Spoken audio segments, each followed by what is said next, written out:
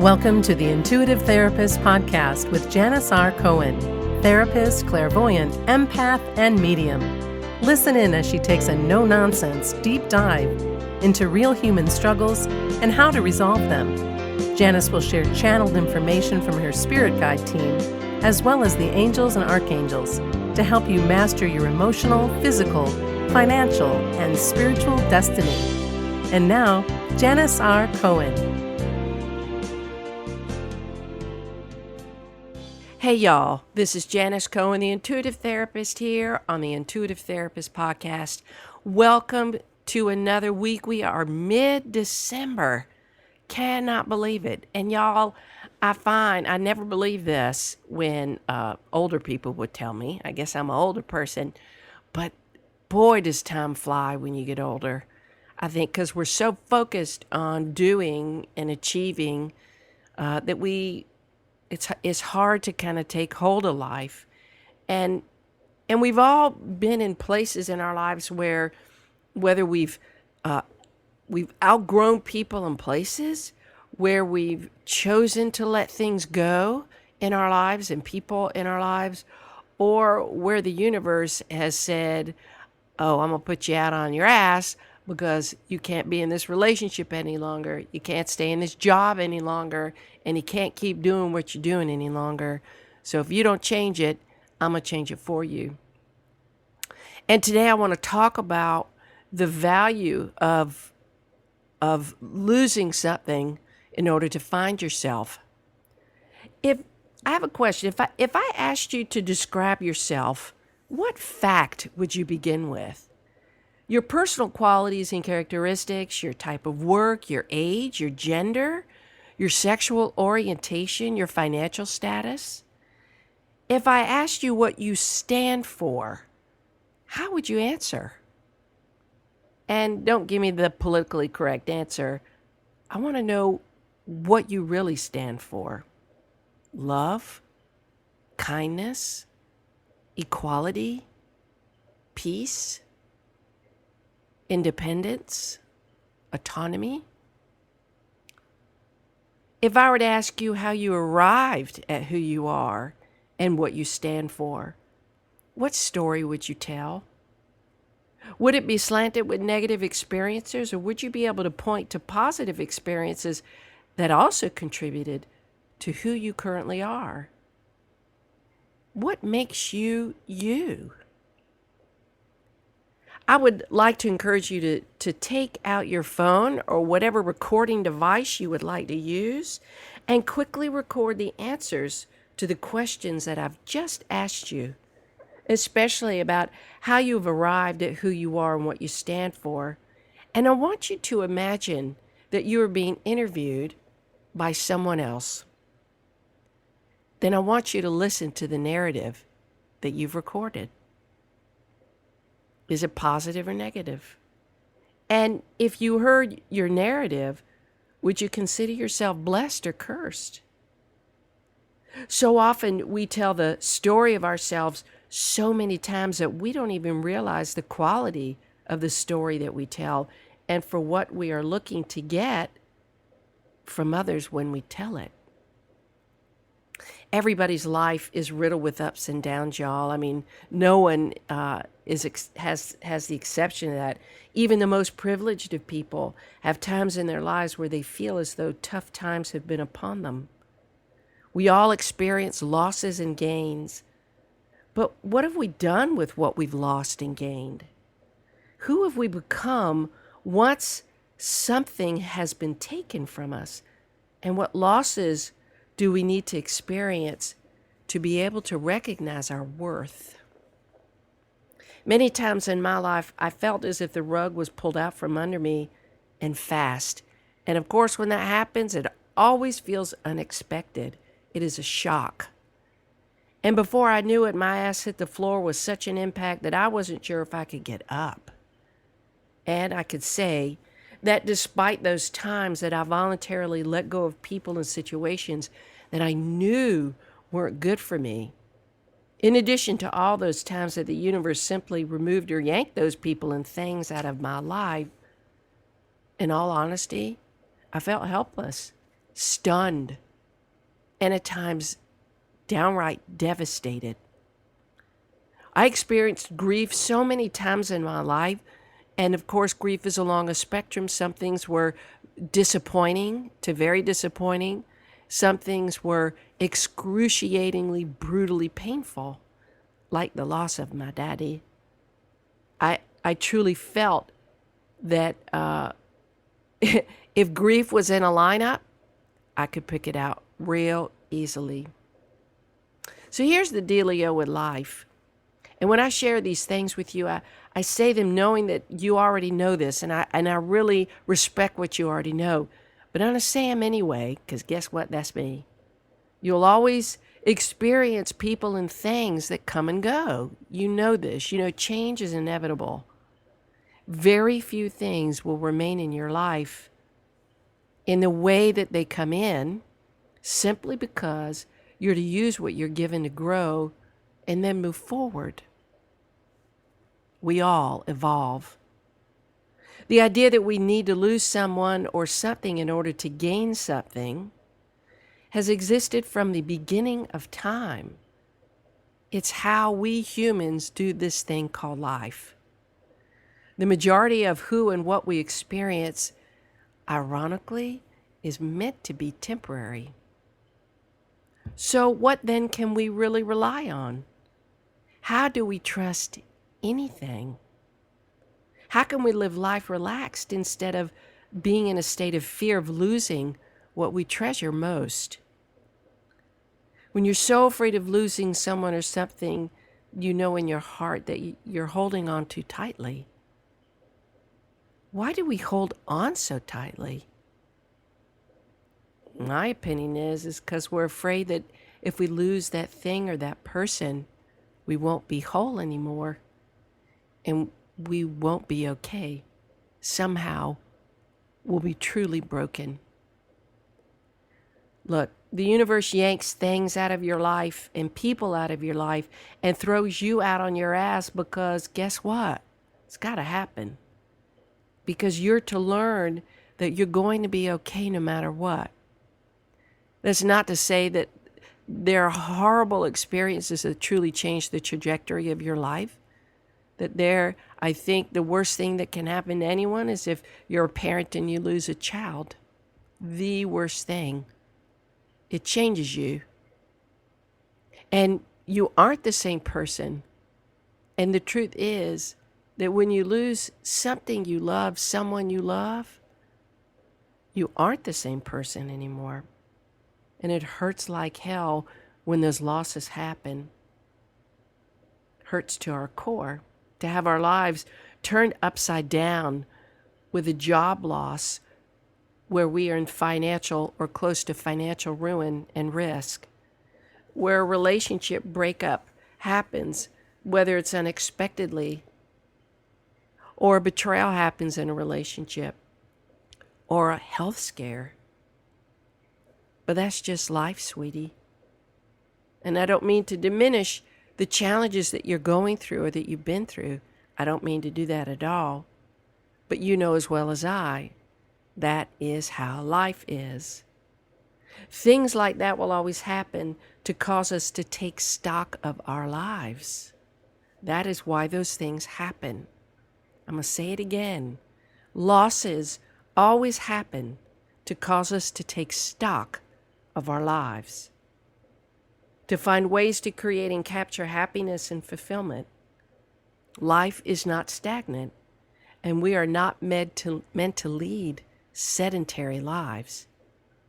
We are not meant to settle for the status quo or to practice the same routines for the rest of our lives. We are, however, meant to expand our experiences and dive deeper into who we are and why we're here in this lifetime. When a job doesn't serve our higher purpose and we're too afraid to let it go, it lets go of us. I've been there. and I have to tell you, I've been fired many times in my lifetime. I remember one particular I remember one particular time. It was the last job I held in 2009. I'd worked at a school for about 9 years. And I know that I really made a difference. I was a school counselor.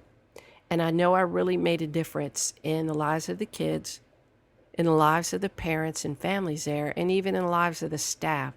I'm not saying I was like, somebody special, but I can tell you that I really loved what I did, and it meant everything to me to be there for other people. And I knew it was miserable, and I felt desperate to keep the job because I was too scared to do anything else, even though I had my practice part-time. But the principal of the school, she was a real piece of work. And I mean that in a smart aleck way. She made my life hell the last couple of years. She did. She was known for setting people up to quit. She made it so difficult so that they didn't have to pay unemployment. She was pretty conniving, and she did her best to get me to quit, but I wouldn't. So she wrote me up almost every week. She called me into her office almost every week to criticize me. And I'm not one to take medication. I really do my best to be well, to live well, and to use natural methods to move forward and heal my body or deal with things. But she was so cruel to me that I literally was taking Xanax every day because I was just on the edge. Then finally one day, unbeknownst to me, this was about a month before the school year was out. We were at the end of the day. We were doing carpool. Unbeknownst to me, she had already had this planned out. She came up to me in carpool. She says, I want, be in my office at 4 o'clock. I want to talk to you. Okay. So go there. And she let me know that she was not going to renew my contract. And my stomach went in my throat on one hand, but then I felt such relief on the other.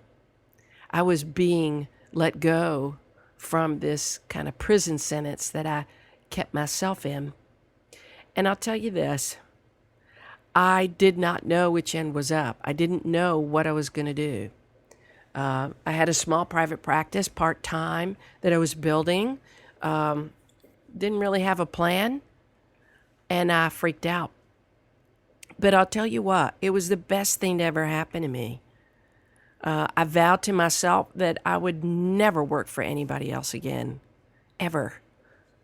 And if God forbid I had to, it would be my choice where I worked, who I worked for.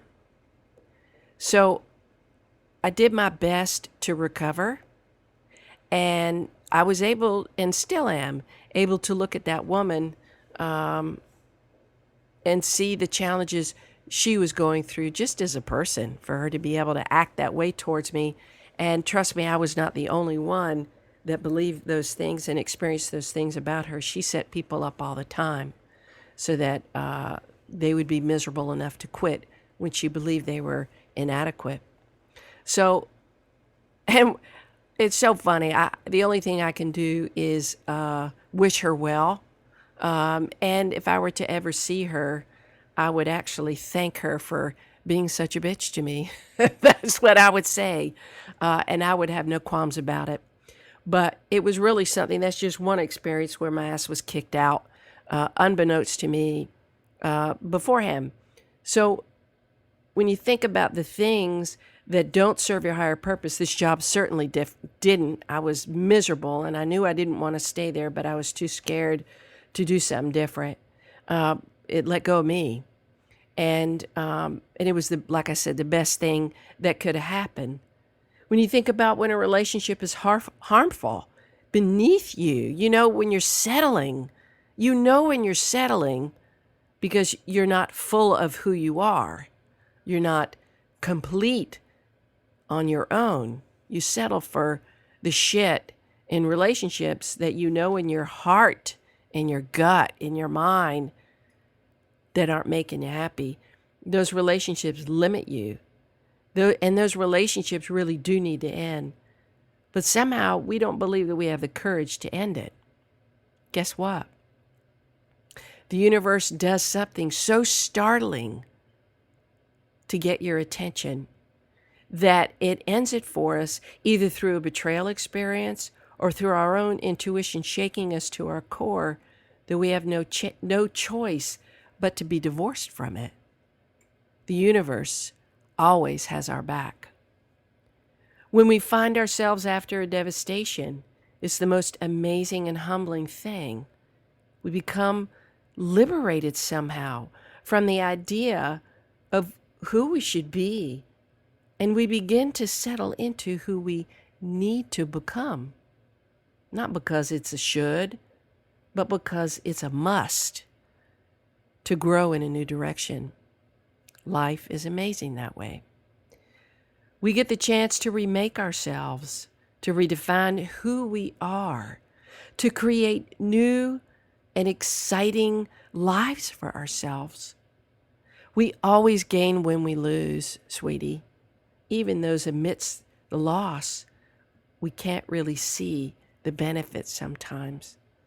And sometimes it takes a few moments before our vision is clear. We wipe away the tears, where we put aside the grief. Sometimes it takes months or years to really have a clear vision of how we benefited from a situation not working out or a loss that we've experienced. The thing is, when things change, whether we choose to make a change or whether they change independent of us, here's the things that you can gain if you take advantage of learning from the loss and using the vacancy. You can gain self-worth, self-confidence. You can bring about new opportunities and new people in your life. You can have new insights and new chances. When you lose something, here's what I want you to do. I want you to focus less on the loss, because I'm telling you, when you focus on the loss and outstay your welcome in the loss, the only thing you do is perpetuate suffering. So I want you to focus more on the shifts in your life when those changes happen. And also I want you to focus on the kinds of things you start to gain. I want you to become aware of the new and different things that you attract, what you manifest, and what's magnetized to you. Ask yourself what the blessing is in the loss and be open to whatever insights arise. I remember when my daddy passed, February 26, 2018. I never understood the magnitude of losing a parent, of course, until I lost my daddy. And I remember after he passed, it was such a strong and compelling feeling inside me. His death changed my life. And I committed to my daddy after he passed.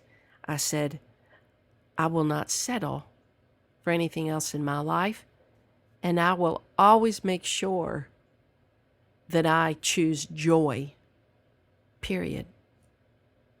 And I've done that. You're going to be all right, sweetie, no matter what happens, no matter how much you doubt your ability to handle what's uncertain. You got this. I believe in you, and I have faith in you. You're going to be better than all right if you keep your heart and mind open to growing from what you lose instead of struggling with it. I love you. I wish you the best. I hope you have a blessed day, a wonderful week, and as always, live intuitively. Thanks for listening to The Intuitive Therapist. If you like what you heard, the best compliment you can give us is to share this podcast with a friend. And be sure to give us some stars and a favorable review at Apple Podcasts or wherever you listen in.